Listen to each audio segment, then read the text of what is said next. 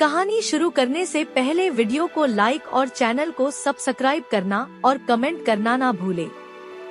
एक जंगल में भूरा नाम का एक घमंडी सांड रहता था।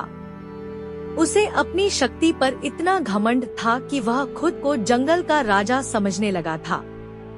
वह रोजाना जंगल के किसी न किसी जानवर से दौड़ की प्रतियोगिता रखता और साथ ही यह शर्त भी रखता कि हारने वाला जीतने वाले का जीवन भर नौकर बनकर रहेगा। सांड को नौकर बनाने के लालच में हर रोज कोई न कोई उससे शर्त लगा ही लेता, लेकिन सांड अपनी शक्ति के कारण हमेशा जीत जाता था और दूसरे जानवरों को अपना नौकर बना लेता था।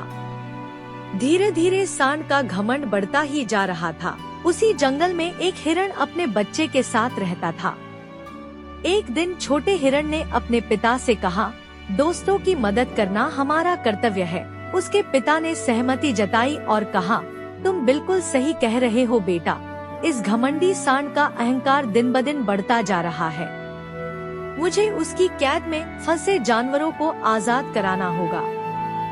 अगले दिन हिरण सांड के पास पहुंचा और चुनौती दी, घमंडी सांड, तुम्हें अपनी शक्ति का बड़ा घमंड है ना? आज मैं तुम्हें तुम्हारी शर्त में हरा कर दिखाऊंगा। सांड ने व्यंग्य करते हुए कहा, अगर तुम मुझसे हार गए तो आजीवन मेरे नौकर बनकर रहना होगा। हिरण ने जवाब दिया, मुझे यह शर्त मंजूर है, लेकिन अगर मैं जीत गया तो तुम्हें सभी जानवरों को मुक्त करना होगा। सांड ने चुनौती स्वीकार कर ली।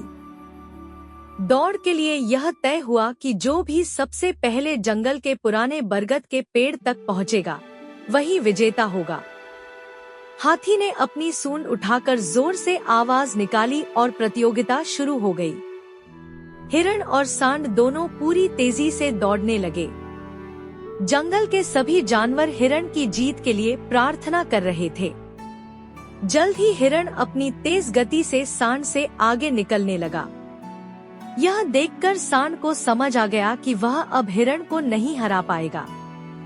गुस्से में आकर सांड ने अपने सींगों से हिरण पर वार कर दिया, जिससे हिरण घायल होकर गिर पड़ा। सांड ने इतनी ताकत से वार किया कि हिरण पूरी तरह लहूलुहान हो गया और उसकी मृत्यु हो गई। जंगल के जानवर हिरण की मदद के लिए पहुँचे, लेकिन तब तक बहुत देर हो चुकी थी। हिरण ने जंगल के जानवरों को बचाने के लिए अपने प्राण बलिदान कर दिए थे।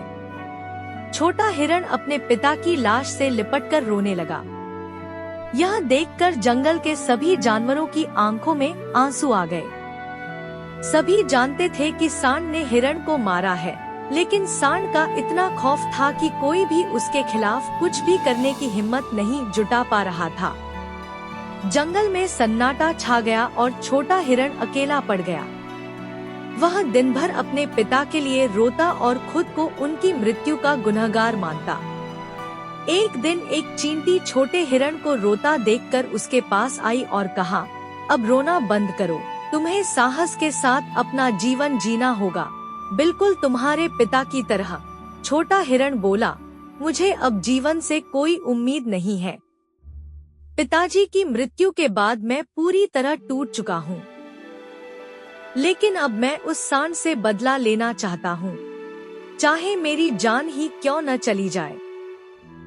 चींटी ने समझाया, नहीं, तुम्हारे पिता पहले ही हमारे लिए अपने प्राण न्यौछावर कर चुके हैं। अब हम तुम्हें कुछ नहीं होने देंगे। तुम्हारे बदले में उस सांड से बदला लूंगी। छोटा हिरण आश्चर्यचकित हो गया और बोला, पर तुम तो बहुत छोटी हो, शक्ति के आगे तुम कैसे टिक पाओगी? चींटी मुस्कुराई और कहा, हर बार केवल शक्ति लगाना ही पर्याप्त नहीं होता, कभी कभी हमें सूझबूझ और अकल से भी काम लेना चाहिए। अगले दिन चींटी सांड के पास गई और उसे चुनौती दी। चींटी की बात सुनकर सांड हंसने लगा और बोला, इतने दिन बाद मुझे कोई चुनौती देने आया है, और वह भी एक छोटी सी चींटी। लगता है तुम्हें नहीं पता कि आसपास के 5 जंगलों में भी मुझसे तेज कोई नहीं दौड़ सकता। चींटी ने आत्मविश्वास से कहा, मैं तुम्हें हरा दूंगी।